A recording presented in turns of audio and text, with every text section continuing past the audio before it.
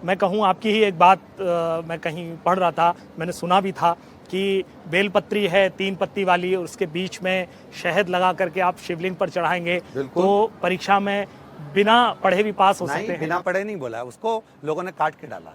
आप उसको पढ़ेंगे या उसको सुनेंगे, वो रील कभी भी आप हमारे यूट्यूब पे डली हुई है, हमारे आस्था चैनल पर डली हुई है, हमारी सोशल मीडिया पे सारी रील डलवाते हैं। हम जान करके डलवाते हैं जिससे लोगों को मालूम पड़े कि गुरुजी ने बोला क्या। हम कभी भी ये नहीं बोलते कि आप परिश्रम नहीं करेंगे, कर्म नहीं करेंगे। अगर हम परिश्रम नहीं करते, हम पढ़ाई नहीं करते, हम मेहनत नहीं करते तो यहाँ पहुँचते हैं नहीं, मैं इसलिए पूछ रहा हूँ आपसे। परिश्रम बहुत जरूरी है कि वो हकीकत क्या है। वो वीडियो को काट के डाला गया। हमने उसको पहले कहा है कि अच्छा मेहनत करना, रात दिन एक करना, पूरी अच्छी परिश्रम करना, उसके बाद में एक बेलपत्री लेना, उसके बीच वाली पत्ती पर शहद लगा के शिव को समर्पित कर कर जब आप जाओगे तो परीक्षा हॉल में भी आपका ध्यान केंद्रित रहेगा कि मैंने तब पढ़ा है और मेरे साथ विश्वनाथ खड़ा है, तो आपको सफलता मिल जाएगी। अच्छा, इस तरह की जब विवाद होते हैं तो पंडित प्रदीप मिश्रा उनसे कोई सीख लेते हैं।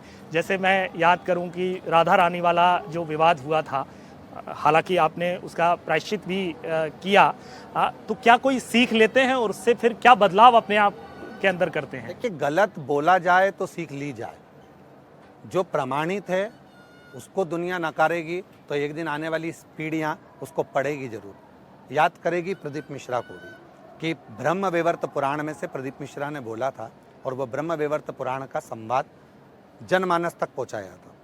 अब उसको लोग गलत भाव से कि कहीं ना कहीं कि प्रदीप मिश्रा को टोल करना है, दबाना है, तो बात दूसरी है। बाकी का ना तो वो गीता प्रेस गोरखपुर की ब्रह्म वैवर्त पुराण कहीं गई, ना प्रदीप मिश्रा कहीं गए। जनमानस उसको पढ़े। हम किसी भी बात को, सनातन को नीचे गिरता हुआ नहीं देखना चाहते। जब किसी चीज के लिए टोल किया जाता है तो मतलब सनातन को लक्ष्य बनाया जाता है, सनातन को नीचा दिखाने का लक्ष्य बनाया जाता है। इसलिए हमको जाकर उस बात को समाप्त करना पड़ता है और वहां जाकर नमन का भाव कर कर कि कैसे भी बात को समाप्त किया जाए। क्यों? क्योंकि इससे सनातन नीचे जा रहा है। पढ़ने वाले तो सब पढ़े हैं। आज का व्यक्ति जितना यहाँ खड़ा हुआ है, ऐसा कोई व्यक्ति नहीं है जिसको कपड़े पहनना नहीं आते। यहाँ खड़ा हुआ एक भी व्यक्ति ऐसा नहीं है जिसको भोजन करना नहीं आता। यहाँ खड़ा हुआ एक भी व्यक्ति, लाखों की संख्या में, करोड़ों की संख्या में कोई व्यक्ति ऐसा नहीं है जो अपने अंदर बुद्धि नहीं रखता। बुद्धि अगर नहीं होती तो यहाँ आता ही नहीं। बुद्धि है तो ही आया है ना, विवेक है तो हम तो कहेंगे कि हर व्यक्ति के अंदर ये भाव है कि वो सब कुछ समझता है, तो उसको ये भी मालूम है कि उसको पढ़ना क्या है और क्या ज्ञात करना, उसको सब चीज़ों का अध्ययन है। नहीं तो कभी ऐसा लगता है कि अरे इससे तो विवाद हो जाता है तो इस टॉपिक को छुओ ही मत। अब नहीं, विवाद उस समय पर बोलने का क्या भाव होता है या हम लोग क्या भाव से बोलते हैं, ये उस समय का भाव रहता है। ऐसे विवादित चीज़ें हम लोग वैसे भी नहीं बोलते, क्योंकि प्रयास करते हैं कि किसी के हृदय को ठेस ना पहुँचे, सब आनंद में रहें और सब सनातन की जय करते रहें। तो इसी से मेरे दिमाग में एक और सवाल आ रहा है कि जब दूसरे कथावाचक कोई विवादित बयान देते हैं तो आपको लगता है कि उसको जो है वो कंटेस्ट करना चाहिए अगर उसने कुछ गलत बोला है? जैसे बाबा बागेश्वर ने एक बार महिलाओं को लेकर के कहा था कि मंगलसूत्र, मांग में सिंदूर नहीं है तो प्लॉट खाली है, रजिस्ट्री नहीं हुई है, तो आपने उस पर प्रतिक्रिया दी थी। वो बाद में आप उनके साथ खड़े हुए भी दिखाई दिए। नहीं, तो प्रतिक्रिया का क्रम हो सकता है उन्होंने किस भाव से कहा है। एक वक्ता व्यासपीठ पर बैठकर जब बोलता है तो उसका उस समय का भाव क्या होता है, उसको लोग गलत सोचकर, गलत विचार कर कर कटिंग करके डाल देते हैं। ऐसा वक्ताओं के साथ सबके साथ होता है। ऐसा जो वक्ता आगे बढ़ रहा है उसके साथ में सबसे ज़्यादा किया जाता है, उसको टोल करने के लिए कि उसकी गलत बात को पकड़ा जाए और बात को। और आजकल के ज़माने में तो एआई का ज़माना हो गया, कुछ भी जोड़ दो, कुछ भी छोड़ दो, तो बड़ा बचना पड़ता है इस चीज़ के लिए। नहीं तो बाबा बागेश्वर जैसे वो पर्ची निकालते हैं, भविष्यवाणी करते हैं, आप जो है उपाय बताते हैं। एक देखिए, सनातन में बहुत सारी चीज़ें हैं। तंत्र भी है, मंत्र भी है, साधना भी है, उपासना भी है, सब कुछ है। यज्ञ भी है, अनुष्ठान भी है, पूजन भी है, अर्चना भी है, भक्ति भी है, साधना भी है। ऐसा क्या नहीं है सनातन में? हो सकता है सबका विधान अपना है, सबका विचार अपना है, सबकी क्रियाएं अपनी है, तो वो अपनी क्रिया से, अपने विचारों से, अपनी साधना से करते हैं। कई बार ऐसा लगता है कि आपके जो बयान हैं उसमें राजनीतिक भाव आ जाता है। जैसे आप कभी लव जिहाद बोल देते हैं, कभी जो है आप हिंदू और 4 बच्चे पैदा करें और इस तरह की बातें कथा के दौरान कहते हैं। उससे आप लगता है कि आप राजनीति में एक लाइन के एक तरफ खड़े हो। ना, राजनीति तो हमने कभी करी नहीं और किसी पक्ष में हम लोग रहे नहीं। हम तो केवल एक ही पक्ष में, डमरू वाले के, बाकी के कोई पक्ष हमारा नहीं। हम परमात्मा के पक्ष में ही चलते हैं, उसके सिवाय कोई पक्ष नहीं रहता। सीख जरूर देते हैं सबको कि किसी न किसी तरह से लोग सनातन की ओर मजबूत हों। जिस सनातन में, जिस भारत की भूमि पर आपका और हमारा जन्म हुआ है, उस भारत माता के प्रति, उस तिरंगे के प्रति आपका समर्पण तो हो।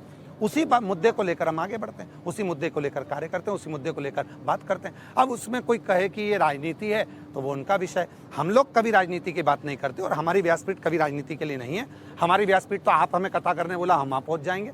आप हमें कथा करने, ऐसा कौन पार्टी है जिसमें हमने जाकर कथा नहीं करी? तो वो क्या राजनीति की कथा होगी? ना, उसने बुलाया, हम गए, कथा करी और आनंद लिया। उसमें क्या, भगवान का नाम जाप स्मरण तो कहीं पर भी किया जा सकता है और जो बुलाएगा उसके साथ करेंगे।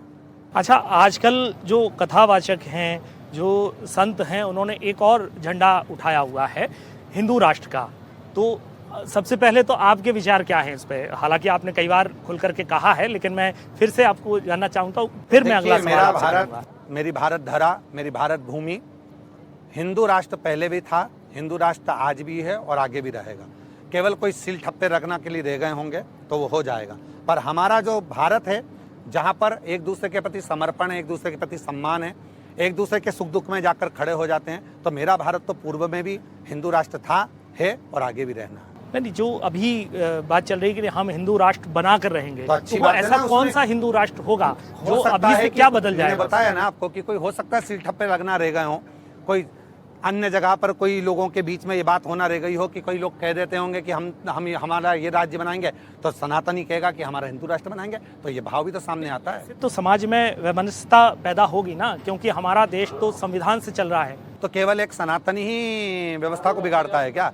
दूसरे भी तो बिगाड़ते हैं। सनातन तो उसके लिए कानून है, बिल्कुल कानून के साथ ही तो सनातन खड़ा है। सनातन बिना कानून के कभी खड़ा ही नहीं है, वो संविधान और कानून के साथ आगे बढ़ता है। तभी तो वो कहता है कि हमारे कहीं ना कहीं किसी न किसी रूप में जो भी है वो आए, सनातन के भगवा के नीचे आए, भगवान भजन करे, स्मरण करे, कौन मना कर रहा है? पर फिर भी प्रयास करेंगे। अच्छा, एक आखिरी सवाल मैं चाहूँगा कि जो युवा पीढ़ी है, जिसको हमने पहले भी बात की, उसके लिए यदि आपको शिव महापुराण से कोई प्रसंग लेना हो कि जैन जी को हम कैसे जो है जोड़ सकते हैं, क्योंकि आजकल एक नया ट्रेंड चल गया है भजन क्लबिंग का, जो युवाओं को जोड़ने के लिए आप क्लब स्टाइल में भजन हो रहे हैं, तो क्या ये सही है और आपके पास कोई ऐसा प्रसंग है जिससे युवा जोड़ सकते हैं? मेरा युवाओं से केवल इतना सा निवेदन है, आडंबर से दूर रहें। कोई भी देवता नशा नहीं करता और ना नशा करने की प्रेरणा देता है। आप अगर भजन में जा रहे हैं तो बैठकर भजन करें, सत्संग करें। आप सोचते हैं कि क्लब डांस के रूप में हम भजन कर लेंगे और शिव प्रसन्न हो जाएगा या देवता प्रसन्न हो जाएगा, वो कभी नहीं हो सकता। शिव को रिझाने के लिए गणेश जैसा बनना पड़ेगा, शिव को रिझाने के लिए नंदी जैसा बनना पड़ेगा, शिव को रिझाने के लिए पार्वती जैसा बनना पड़ेगा, शिव को रिझाने के लिए स्वयं भृंगी और श्रृंगी बनना पड़ेगा। अर्थात पूर्ण तरह से समर्पित होना पड़ेगा। केवल दिखावे से, कपड़ा बदलने से कोई परमात्मा का नहीं होता। कलेजा बदलोगे तब शिव के होगे। तो यही भाव से मैं निवेदन करूंगा, शिव भक्ति करिए और अपने जीवन बहुत बहुत धन्यवाद। आपने हमारे सवालों के जवाब दिए, हमारे लिए वक्त निकाला और हमने भी बहुत बेबाकी से आपसे सवाल करने की कोशिश की ली है, तो इसके लिए आपका बहुत बहुत धन्यवाद। श्री शिवाय नमस्तुभ्यम।